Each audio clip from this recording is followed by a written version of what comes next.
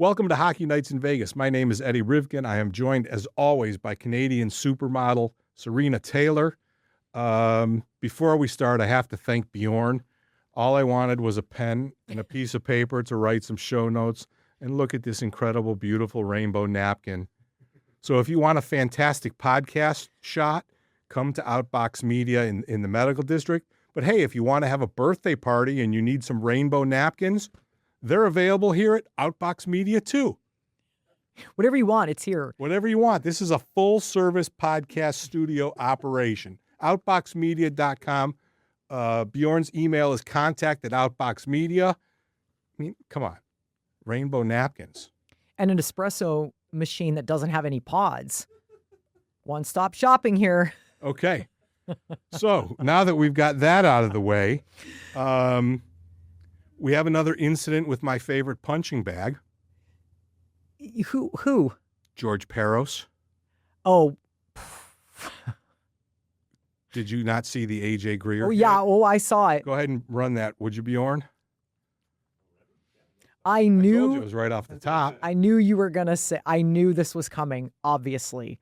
But, oh, yeah. And obviously the Connor McDavid comments, like the whole thing, it's just, I thought we already talked about this. Maybe we didn't. I don't want to say that there is a groundswell of people agreeing with my position on stuff, right? And I'm not patting but it certainly seems like there is an awful lot of sentiment that this is fucking nuts. And this is sort of the easy lead in for you because AJ Greer plays for the Florida Panthers. But this is absurd. He's been suspended. Greer's been suspended before. Mm-hmm. Here's the hit. Yeah, so... Right? He sees him, right. sees him. Yeah. It was right in the numbers. It was, and right. We'll talk about... He holds him up going through, mm-hmm. right? Probably he's going to get a hook right there anyways. Yeah. Lets him go. Zeri's off balance, head semi down, looking for the puck. Greer looks right at his numbers. Yeah. Right? And buries him.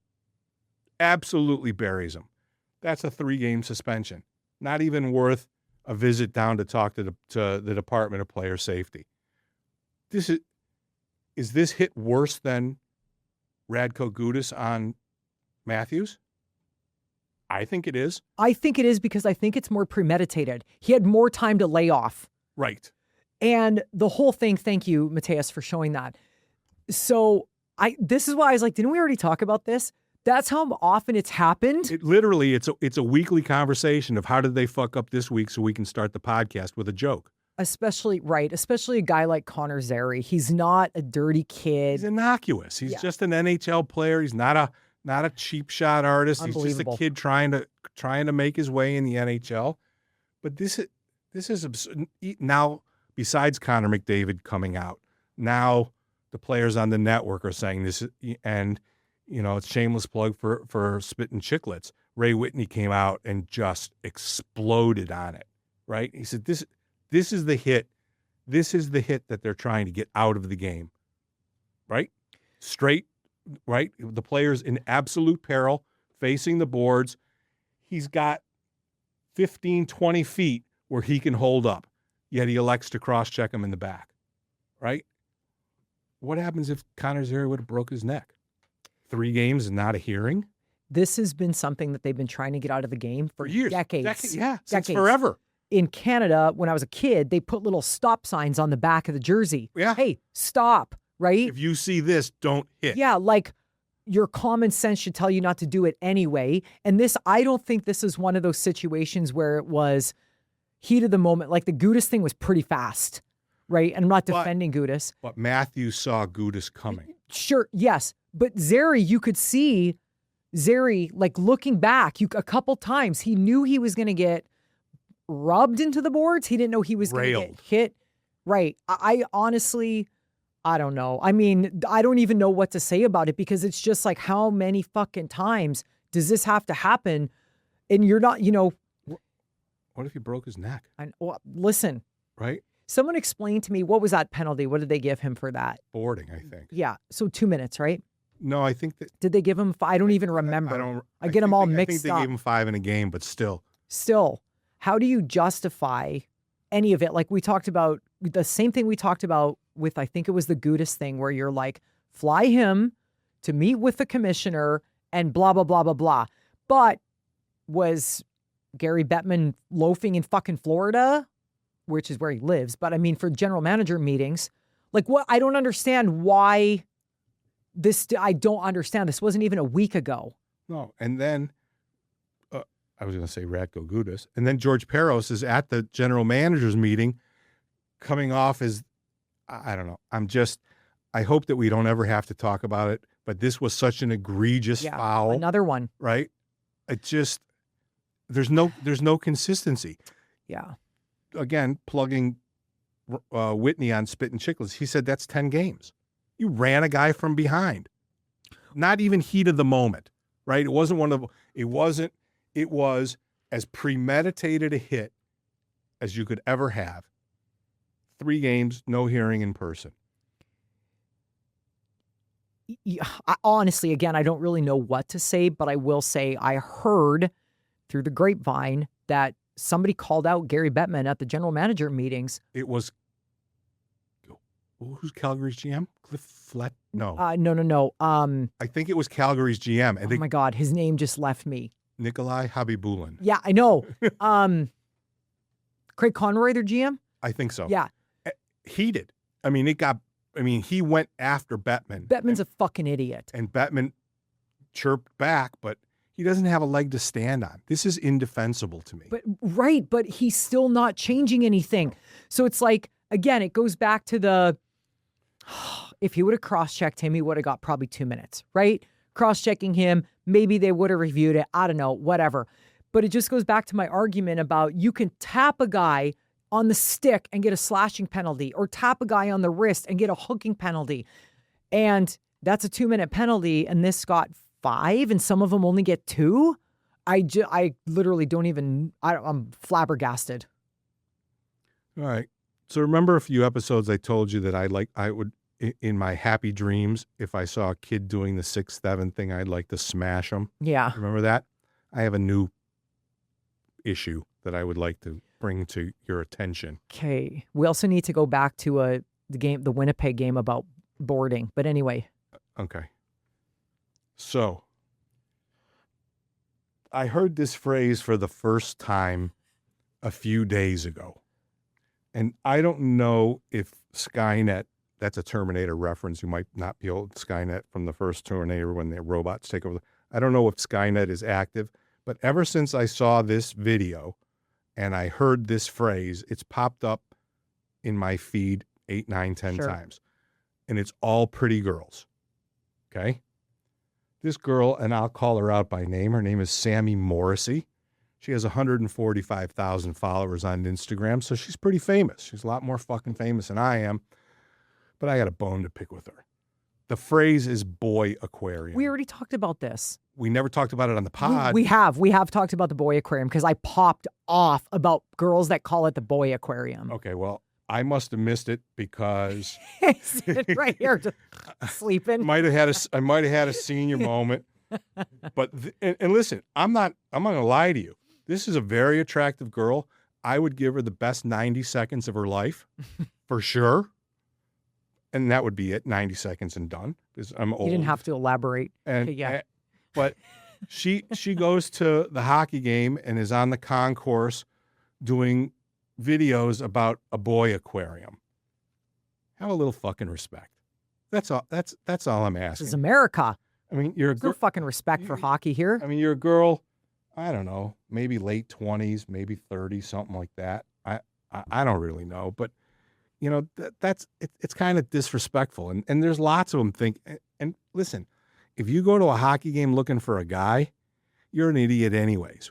You should go to like the UFC fight where they're all beard and testosteroned up and they're all jacked up and thinking they're fighters. Then you can get a hulk of a man. These people are right. Yeah, we had talked about it because there was some chicks that it became this thing. And now it's the cool thing to go to hockey games. And I'm like, I can't wait for this fucking fad to be over because I've spent the last 20 years of my life in the U.S. watching a variety of people who don't really give a fuck pretend to give a fuck. And I'm like, okay, well, cool. Can we move on to something else? Rugby players are really fucking hot. So there you go. There's something else to watch. I don't know. It just pisses me off, and it's a shame that she's so good looking and she's not that great looking. I mean, she's cute, but like she's not cute enough to be walking around going, the boy aquarium. No. Yeah. Fuck off. Okay. So that didn't go quite as controversial as I thought, because apparently we've talked about this before. We have talked about boy aquarium. So. And then I heard another funny term the last couple of days. This will definitely make you laugh if you haven't heard it before. The Pacific is now known as the pillow fight division. I haven't heard that, but I did send you that reel this morning about the Pacific division. These guys like trying to claw their way up like a rubber slide or like a blow up slide or whatever. Yeah. The slippery stairs on ESPN Ocho. It's hysterical. So, and that was coming from OilersNation.com. This is the people in the division that are calling it that. Yeah. So it's now officially the pillow fight division. Isn't that fucking brilliant? It's pretty good. So I guess we should probably I want to get into that last, because there's a couple things I want to talk about before. We're going to find out probably tomorrow if Carter Hart is on the ice with the club. Well, he was skating on his own, but yeah, but that was like a week ago. Yeah. And they announced that he's getting close. So they've been on the road. I didn't ask my source if he went on the road with them, but they're going to certainly have a morning skate tomorrow. Mm-hmm. And, we tried to get a crystal ball, but it was all kind of foggy. It's like they don't have $2 million in cap space right now. And the only person that they can send down to Henderson is your date. Yeah, but he doesn't make enough money. Same with Schmid. Exactly. And him and Schmid together don't make enough money to cover the $2 million that Carter Hart signed for. I think the only move is Karlsson on season-ending LTIR. That's the only way they can carry 3 goalies. Because his number is, I think, $5.8 million, something like that. This is an unusual position for the Golden Knights, because we normally see the moves a little bit. We can kind of see where they're going. They're not going to release Riley Smith. They're not going to release Brandon Saad, the other people that are making exactly $2 million. If there's another move beside that, I don't see it. Do you? No. I honestly don't know. I mean, I'm sure Kelly's been kind of planning this for a while, knowing that this was coming. Sure. This has been months and months in the making or whatever. So I don't know. They are going to have to do something. If Karlsson, let's say Karlsson comes back, or he could potentially come back in the playoffs, that's an even worse scenario to try to figure out. Well, Kelly on his on his first media availability with us after the Olympics, said that in order for William Karlsson to return, they would have to have some success in the playoffs. Yeah. And I asked Danny Webster of the RJ and Jesse Granger of the Athletic if they could help me translate Kelly's speak into what that meant. And we were all sort of in agreement that means the Western Conference Finals. 100%. That's what I would say. Third round. Right. Yeah. Third round. But they don't have the flexibility to wait that long. Yeah. With Carter Hart, because unlike the NBA where you can flop and have a bruised baby toe and be out, 8 to 10 weeks, once the medical staff clears him to go, they have to activate him. They can't just, stash him back there in dressing room 10 where we interviewed Jeremy Lozon. He's got to be, part of the roster, and they don't have a spot for it. And that feels like a pimple that's about to pop. In some direction or another, somebody's going to get hit with it. And it ain't going to be much longer, because in VGK speak, skating on your own, skating with the team activated is usually 10 days-ish, right? Give or take, depending on schedules and games and stuff like that. I don't know. I mean, Bruce said their plan was to carry 3 goalies. The only other thing that they can do is they can trade a deadhead salary. They can trade like Saad to a if they trade after the trade deadline, not allowed to participate in the playoffs. So they would have to trade him to a non-playoff team, except he has a no-trade clause, as does Riley Smith. I don't see them breaking off anybody else, not Howden, not Kolasar, certainly not Sissons. They just picked up Dowd and Cole Smith. I mean, they seem to be set pretty much as far as a lineup goes, except for the William Karlsson, Carter Hart question. Well, you have to carry 3 goalies. You have to. What are you going to do? Every freaking goalie for the Golden Knights has gotten hurt. The 2 out of 3 have gotten hurt already this year. You have to carry 3 goalies into the playoffs. So the question then becomes, who's going to move? I guess it would be the Karlsson on the LTIR thing. I don't know. But there's not really a lot of options. Like I said, I'm sure Kelly's been trying to figure this out for 3 months. Oh, for sure. And I don't know. You want the hard pressing question of the day, or do you want to do the record and where they're at and then get to the hard pressing question? Let's do the record and where they're at. Okay. 72 games in, 32, 26, and 14. Man, oh man, that's fucking ugly. 78 points, 3rd in the division, 1 point behind Edmonton, same amount of games, minus 6 points to Anaheim, and Anaheim has a game in hand. Tomorrow night feels like it could be a playoff preview. The Edmonton being here, I mean, maybe. Well, it's 2-3, and it's 2 and 3 in the pillow fight division. Right. And they play again. And they play next again week or whatever. Yeah, in Edmonton very quickly. So there's a lot of games, divisional games, I guess, or conference games or whatever coming up, right? Yeah, they only have one more against the East. I think that's Saturday when Washington comes to town. But then it's Vancouver's, Calgary. It's all that shit. Yes. So, I mean, obviously goes without saying that when they play Edmonton, those are big games. When they, whatever. I don't know. I mean, we ask every time, is it time to sound the alarm?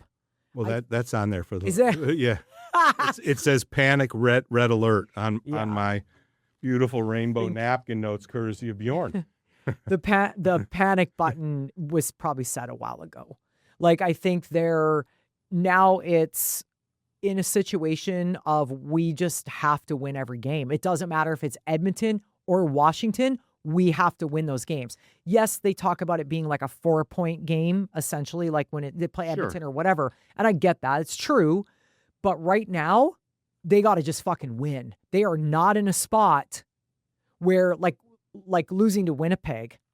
Fuck. We'll get into that in a second. Oh, my God. But, like, what the fuck? They beat Dallas. They played maybe the best game of the year against Dallas. And the game before against Dallas was right up there, even though they didn't get the result. Yep. They deserved to win that game. So in the last 2 weeks, we have seen some flashes of brilliance, but Uncle momentum, nowhere to be seen. They came out like gangbusters last night against Winnipeg, and then Winnipeg just popped a couple in, and they deflated after one, and then they had that brain fart that they have sometimes during the game. They gave up 2 quick ones back to back in a minute and 50 seconds, and the next thing you know, the ugly story of they're down 3-0 chasing comes back. The difference this time is they only had 14 shots in the second and third period combined. There was no, okay, here come the Golden Knights. I would be remiss to say that I think they surrendered and gave up, but they certainly did not show the warrior mentality and try to get back into that game. And coming off such a well-played game against a team that's significantly better than Winnipeg in Dallas, right? They held Dallas to 14 shots. This game, as good as they were against Dallas, was as poor as they were. There's no other way to describe it. Yesterday was a shit bag, and they don't have the luxury. They got 10 games left. The most they can get is 98 points. They are on track for their worst regular season in franchise history. Yet it is the pillow fight division, and they'll probably get in unless there's an absolute utter collapse, right? Seattle is starting to get exposed. They're on a road trip. They're getting drilled. Utah is pretty well locked into wild card 1, which gets them one of the 3 teams, Anaheim, Edmonton, or Vegas. And, I mean, if you're Anaheim, winning the division is really important now. You agree with that? Because you don't want to see Edmonton or Vegas in the first round simply because of their body of playoff experience. Well, the pedigree is going to fucking destroy. Right. And I was asked by Ryan on the pregame show, did I think Buffalo was for real? And I said in the regular season, yes. In the postseason, no, they've never been. They don't know. It's a different brand of hockey. Okay. I think that's the same thing with with Anaheim. The difference being Coach Quenneville. He can coach them up a little, but once they go over the boards, they got to play on the smaller ice, tighter checking, shorter gaps, much more physical. I don't think any first-year team is a serious threat in either conference. No. However, I will say when Buffalo was here, you can tell what a great job Lindy Ruff is doing with them. Their passes are crisp. They all have a hockey sense. Every single one of those guys out there knows how to play the game. They're smart. They play heads-up hockey, and they didn't make any mistakes. They're feeling themselves. Sure. And that's amazing, and if they keep playing, that's how you play hockey. It's not necessarily how you win Stanley Cups, but that's how you play hockey. You play hockey the way they are. Lindy Ruff has been fucking unbelievable there. And Joel Quenneville, same thing. And it's the same conversation, essentially. Now, the Winnipeg game. You said they came out flying, the Golden Knights, they're flat, blah, blah, blah, blah, blah. I've been dying to get to this topic because of the Cole Smith hit into the boards. TSN put out a thing, major or not, right? Is this a major or not? When Cole Smith got cross-checked, or lack of better words, into the boards, right? By the Swedish kid or whatever the fuck his name is. Happy Bulin. Here's the thing. All these VGK fans are up on their fucking high horse, and they're trolling the Leafs because the Leafs didn't do anything when Austin Matthews got it. I didn't see one Golden Knight other than Cole Smith, who was on his ass, try to defend what just fucking happened to him. Why? Did you see Easton Cowan for Toronto against Boston? Yeah. That's what needs to fucking happen. And yes. He went after Zadorov, right? Yeah. Yeah. He went for somebody significantly bigger than him. He went in. I saw Buffalo last year in Florida. Buffalo, so Gadjevich, who plays for Florida, he's a pretty big player, and he fucking cranks somebody really dirty. And Buffalo doesn't really have a Dave Semenko kind of a player. But whoever happened to be that guy that was on the ice at that time went after Gadjevich. Just fucking dropped him, let's go. He knew he'd get his clock cleaned if he actually had to fight Gadjevich, but he stood up for his teammate. And everybody in the press box was like, that's what you do. And Gadjevich had nothing but respect. He's like, dude, that guy came up and fought me, and he dropped, and everything was fine, and it was the end of it. Obviously, the Leafs thing. But people got to look at the fact that whether you think the Cole Smith thing was dirty or not, you have to defend your teammates. Mark Stone went in there, and to be fair to him, he was more like making sure nobody came because you don't want guys falling on a guy that's down. Right. So Mark Stone was policing the situation. Right. Where the fuck was everybody else? And even Mark Stone, grab the fucking guy and throttle him.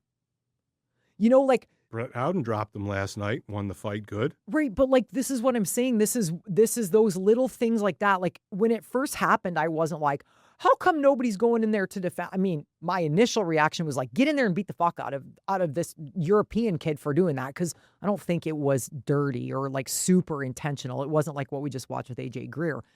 But it doesn't matter. It doesn't matter if it's dirty or not. The way you spark your team is you go in and you do shit like that, and you fucking throw them, and you grab and you fight.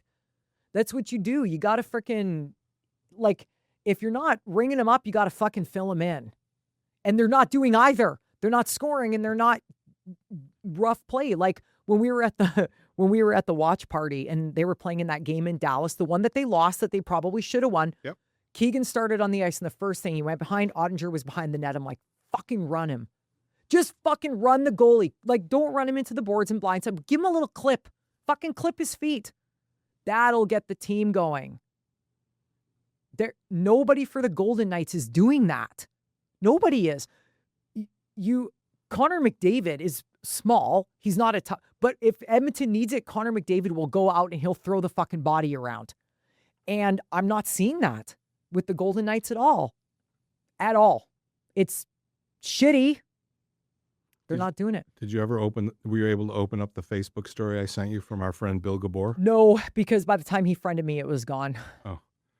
The gist of it is friend of the podcast, Jeremy Lozon, was mic'd. Oh, yeah. I mean, I saw the clip like 100 times. Right, where the guy skated by and asked him, hey, you want one? And he said, okay, let's go. Telling you, if you guys haven't watched the Jeremy Lozon interview or podcast, whatever, it was fucking money. Dude, that guy is just a salt of the earth human being. Yeah. Just a good dude. And those are the best those are hockey guys right there. They're good guys, but they're willing to throw down. Oh, you want to go? Great. Let's just go. It's all good. Everybody's fine. He just nonchalantly said, okay, let's go. Right. So, and I don't remember, but I'm assuming Lozon was not on the ice when that thing happened with Cole Smith, because no, he wasn't. Lozon would have been in there fucking drilling. Like, that's the problem is we have in the NHL right now, we have less and less and less guys that are willing to do that because they get penalty calls. Nobody wants to take a penalty and put their team down, which is, understandable. But there are times where you just can't give a shit. Like a couple years ago, Kucherov put somebody out in Florida, Barkov.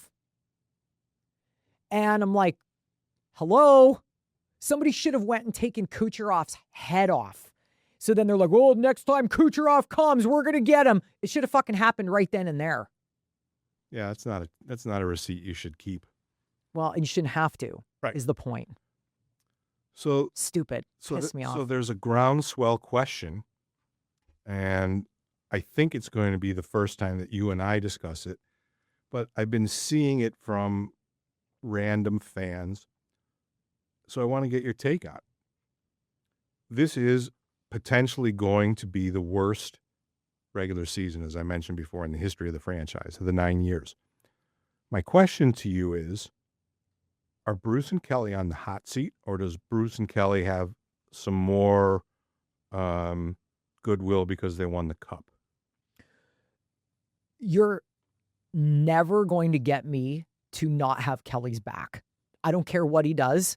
You're never going to get me to not have his back or say anything of the sort. If you look at it, I was literally just thinking about this exact thing yesterday. What more could you possibly ask Kelly to do? Right? Lace him up. Right. It's about it. And it's like, we look at the start of the season and we look at this roster. It was like, okay, this is going to happen. This is going to be great. We're going to He did everything he could, not to mention the shit behind the scenes that he barely gave anything up to get Mark Stone. It was all these things that people don't think about, that the Golden Knights would not be in the situation they are right now if it wasn't for Kelly. Not even close. Bruce, on the other hand, unfortunately for him, has a lot more day-to-day stuff that he's responsible for. Trade deadline's over. Kelly's done his job. The general managers have done their job. But a guy like Bruce, unfortunately, has to whatever. I personally feel very strongly that the Golden Knights have just as good of a team, if not better, than when they won the Stanley Cup. I think lineup-wise. Yeah, totally. That's 100%. If you would have told me when the Golden Knights won the Stanley Cup 3 years ago that Mitch Marner was going to be on this team, I'd be like, holy fuck. This is unbelievable. I feel bad for Bruce. I feel terrible for Kelly. He must every day just be like, what the fuck? And it's just, there's only so much you can do when the guys aren't clicking. And what it ends up coming down to is the coach. Unfortunately, and I'm not saying like he's going to get fired or whatever. Okay. But here's the question. Who's better?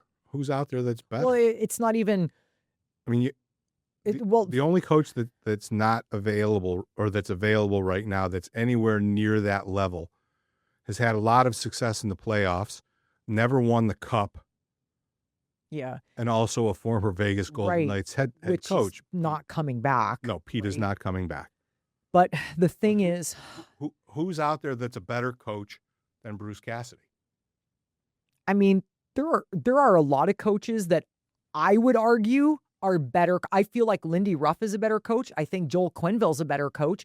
But as far as who's available, I mean, nobody. Pat Quinn's dead. Like, what's his name? Pat Burns is dead.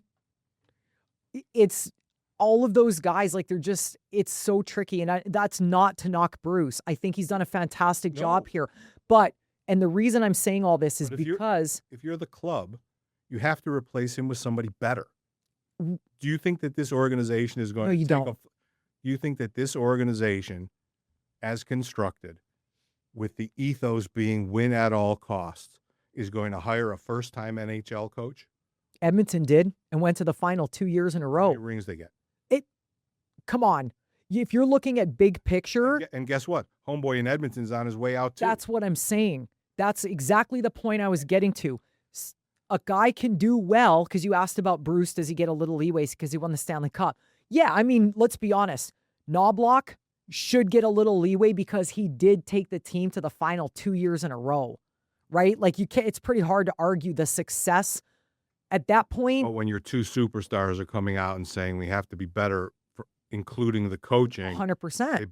They couldn't have done more to put his head in the guillotine other than to pull the blade. Well, you also have to remember too, with the media in Canada, it's a lot different.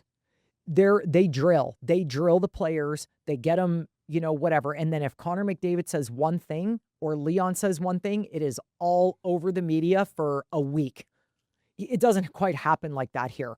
Nobody that we know is going to ask those hard-hitting questions to the players. They'll put the players under the pump up there. You're going to fucking answer for what's going on here. It's not quite the same here. No one's going to go to Jack Eichel and go, what's the problem? What's going on with Bruce? Why are you guys not?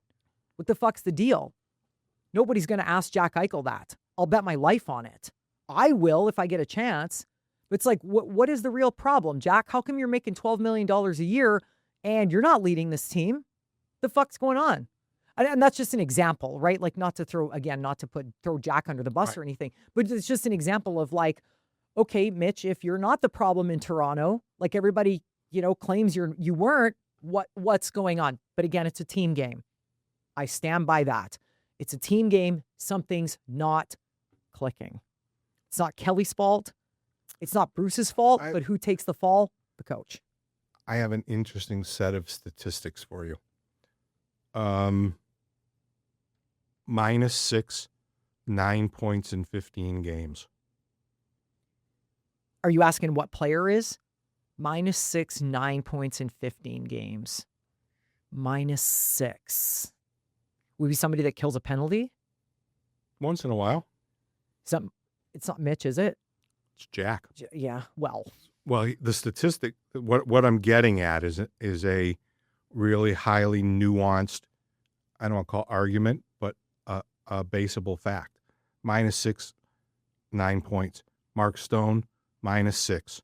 Mitch Marner, or Tomas Hertl, also in the minus, hasn't scored in quite a while. Mitch, still around a point a game, but you know what those four players that are struggling have in common since the 5 and 10 since the Olympic break Golden Knights are? They were all in the Olympics.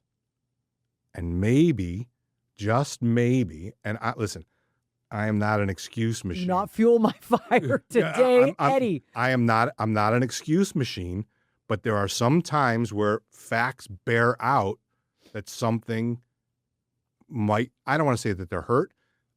I don't know if maybe they're exhausted. Mark Stone took a moderate cross-check to the upper arm and missed 5 games.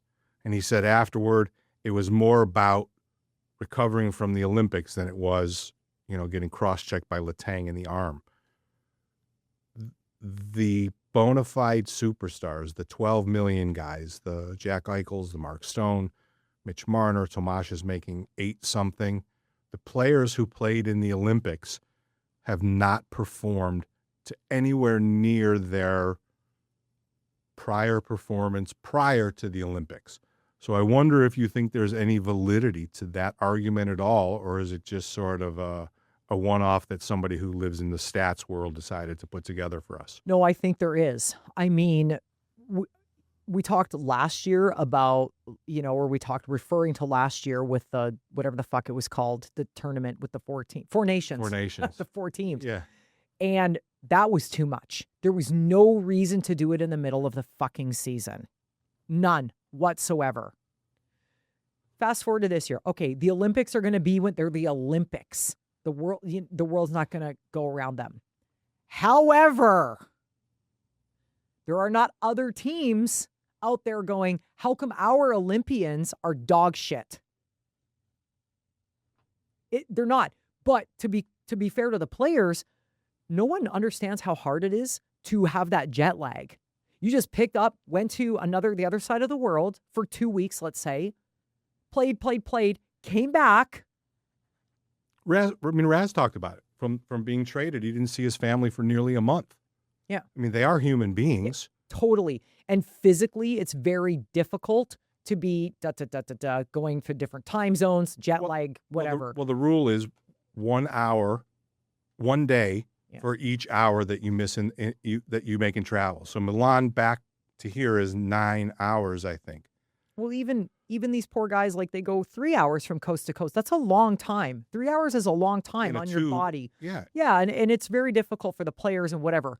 Again, however, the Golden Knights Olympians seem to be the ones that are dragging ass more than the other teams. I agree with that. I mean, some of the other ones are struggling, but sure, but can't blame Hellebuck. Fuck. No, as a group, the Vegas Golden Knights prime Olympians, right? Not talking about Schmid because he only played 1 game and he was good in it, but Marner. No, he got he played to play Canada. He did? Yeah. So poor guy. Stone, Marner, Hurdle, Eichel, Marner. There's Theodore, Stone, Marner, Eichel, Hannafin, right? None of them have been the same since they came back. Mm-hmm.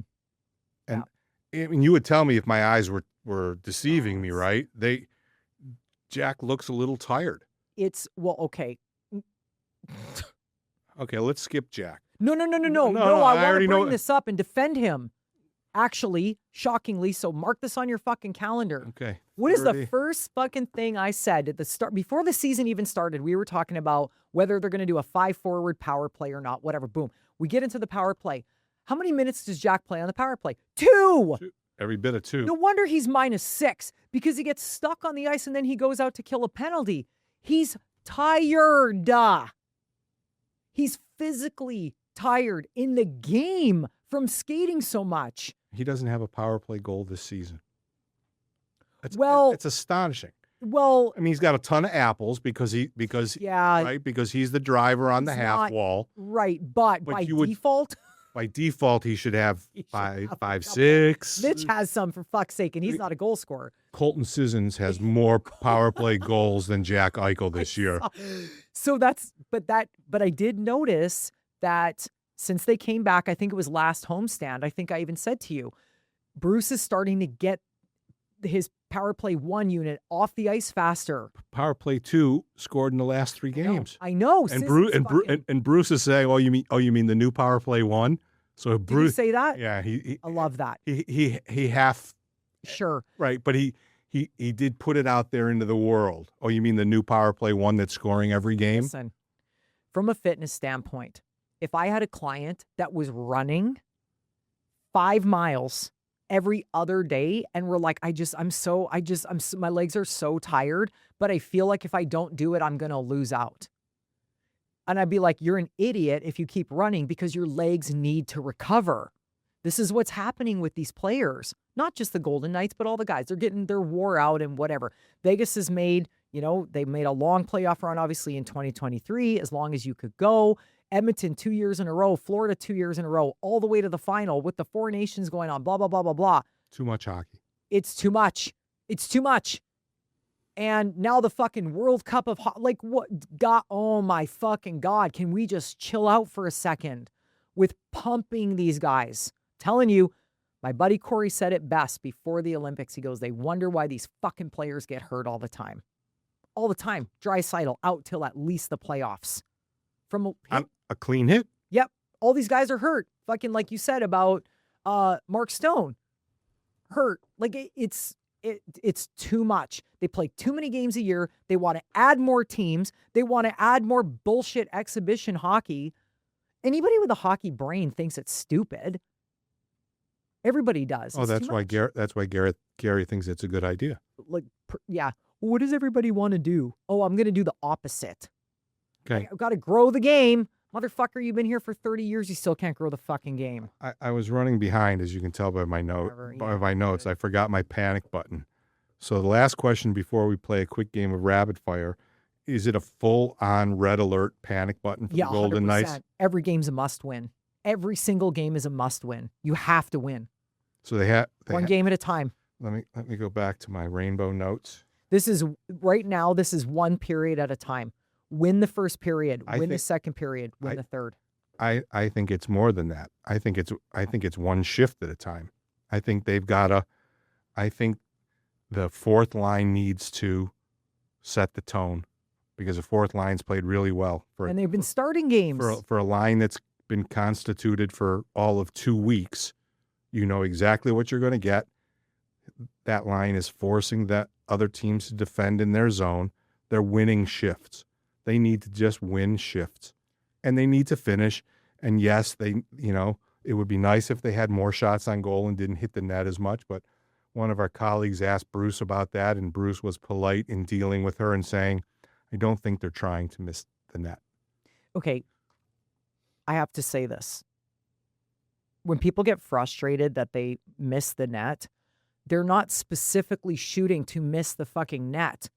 Sometimes they are, but not always. Right. So in that instance, they might be looking for a deflection. If they see the top corner, or a bounce off the back wall, backboards, right. Like it's not.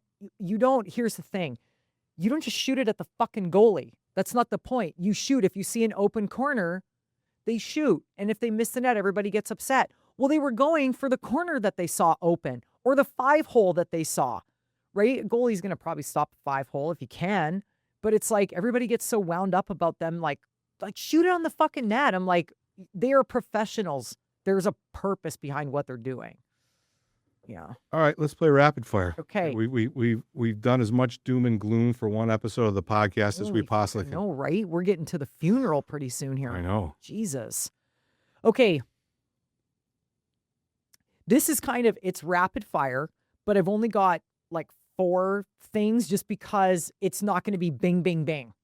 Okay? Jesus, she's going to make me think again. No. I don't have to think this time? Yes. Yeah, you're going to have to. Okay. The thing is, I'm going to give you the person. If you could ask this person one question, what would that question be? So if you could ask the people, I'm going to give you their name. Okay. If you could ask this person one question, what would it be? Okay. Okay. First one is Mitch Marner. Can it be a question that requires a bit of an essay answer kind of thing? Yeah, whatever. What do you want to know? What do you want to know? How much happier are you here in Vegas than the end of your time in Toronto? And I would follow that up with a more humanizing questions. What fun things have you done on the town with your wife? Have you found restaurant? I would mm-hmm. The same sort of concept as if we were able to get him as a guest. Those guys don't like to talk about hockey. We're pretty good at getting people to talk about other stuff. So I would want to ask him, like we asked Lozon, how's it like walking around in February in shorts and playing golf, right? How does your kid like Vegas? Stuff like that. I want to know more about Mitch the person and how Vegas is for him. Interesting. Bruce Cassidy. It can be anything. It can be hockey related or not, but It's like, I just need to fucking know. Let's skip that one and do it last because I have to really think about that one. Oh, okay. Well, we can skip because the next question I was going to ask you was Peter DeBoer. Pete's a funny guy. You know, when he was here, he lawyered us to death in the post games, but then every now and then he would pick on Alan Snell or you know, he's a pretty smart, sharp guy. I would probably ask him why his shelf life seems to be 3 years. That's a great question. And he's great coach. Oh my God. Fantastic quote. He's got tons of win, never won the cup, but his shelf life, no matter where he goes, he's got a pattern. Pick up a team, rocket ship to the top, don't get the job all the way done, slowly deteriorating and then fired. Yep. Agreed. That's his sort of path. Okay. Kelly McCrimmon.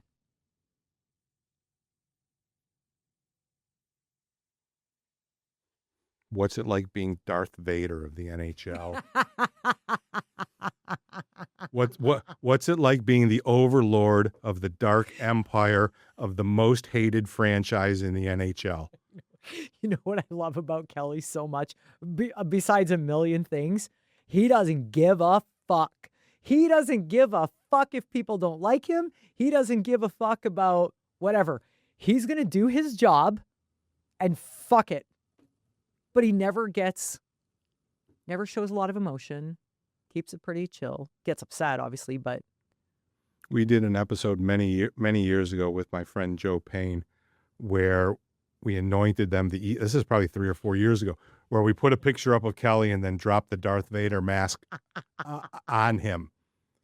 But, yeah, I mean, what's it like to be ruler of the evil world, the evil NHL world?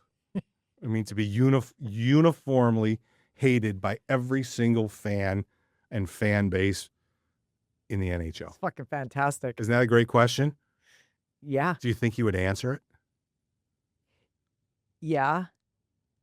Would he answer it carefully or would he let it fly? Everything Kelly does is carefully. It's very, yeah. But no, I think if it was one-off, like just on the side and I asked him or something, it would be, you know, a little less like diplomatic, but it'd be interesting. What's it like to be he'd probably just laugh and shake it off. Because I don't think Kelly looks at himself like that. You know, I think he just believes he's doing his job. I mean, it just, yeah, like, oh, just such a humble, like he's pretty humble, you know, what, like him or hate him, he's very, you know, grew up in small town Saskatchewan. He's a down the line guy. Yeah, he fucking, you know, been through a lot. But okay, now we're gonna move on to something a little juicier. Bob Probert. There's a million things I would ask Bob Probert because I know stuff from when I was living in Detroit and off the record, unofficially, some of the guys may or may not have come into the bar that I was running. Mm-hmm.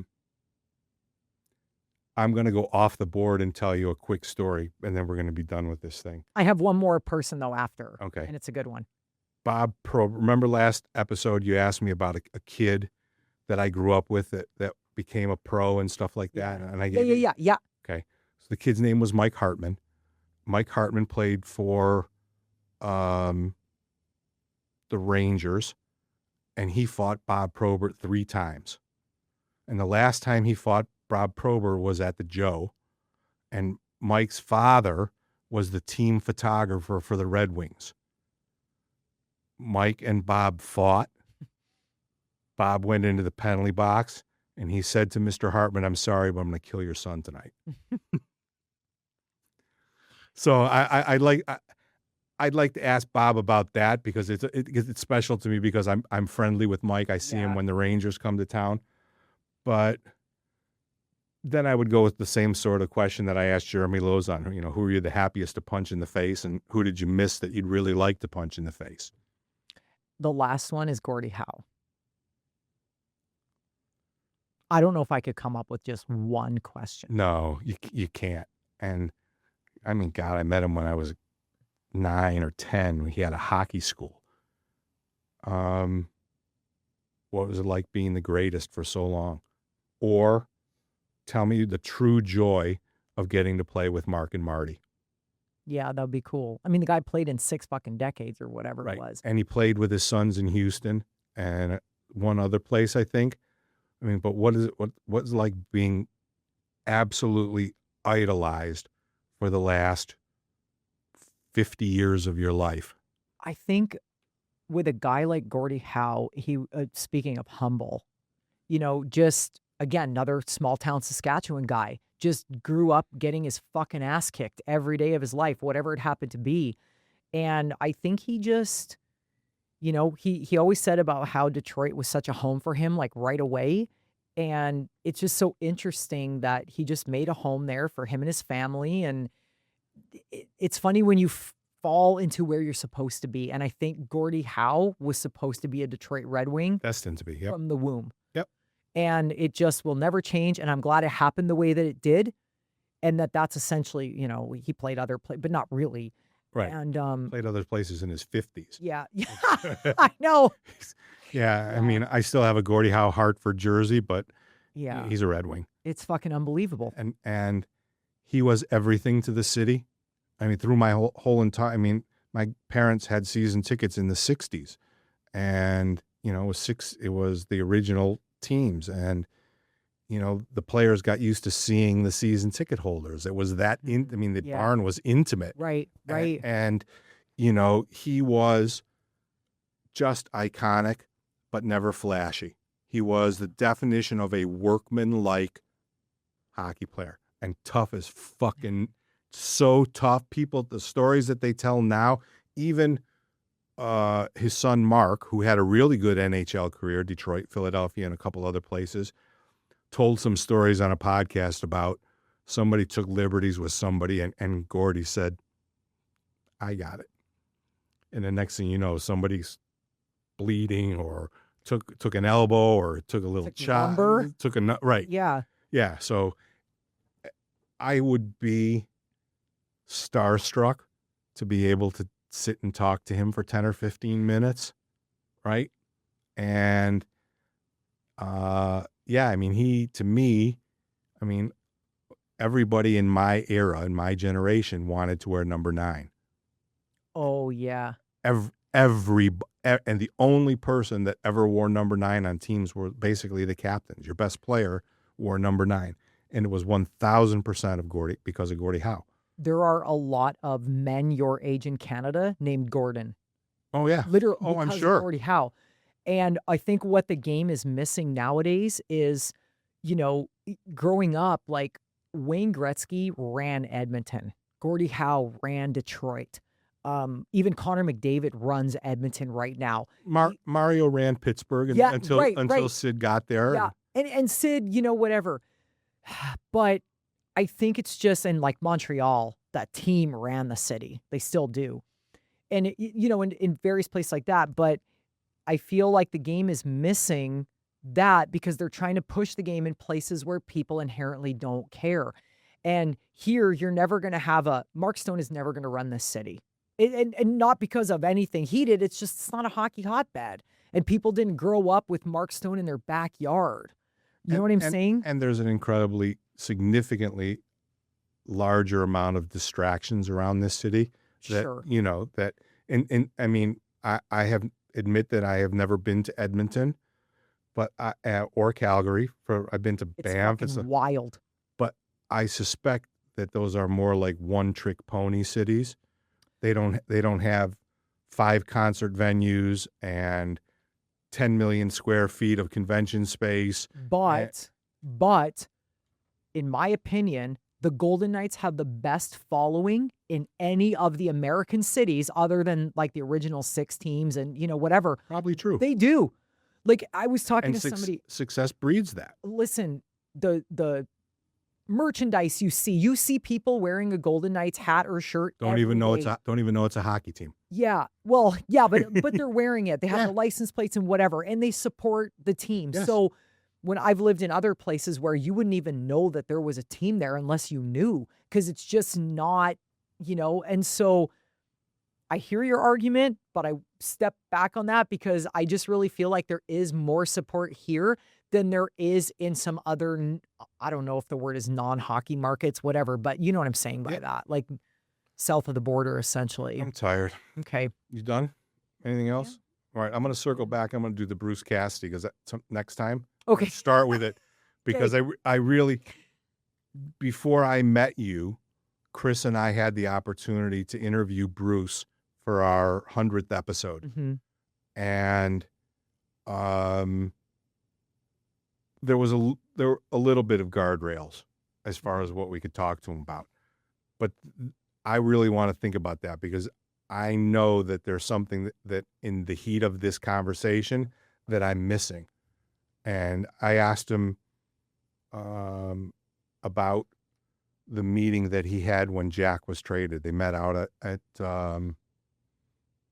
Martha's Vineyard, I think it is, in Massachusetts, out on the Cape. I'm thinking Vegas. I'm like, what? No. They met in the off season, and apparently he had the same sort of conversation with Jack that Scotty Bowman had with Stevie Yzerman when he came to Detroit. He says, "Listen, 150 points ain't going to get us the cup, and if you want to win the cup, and here's all my rings in Montreal to show you I know how to win the cup, you're going to have to play more of a 200-foot game."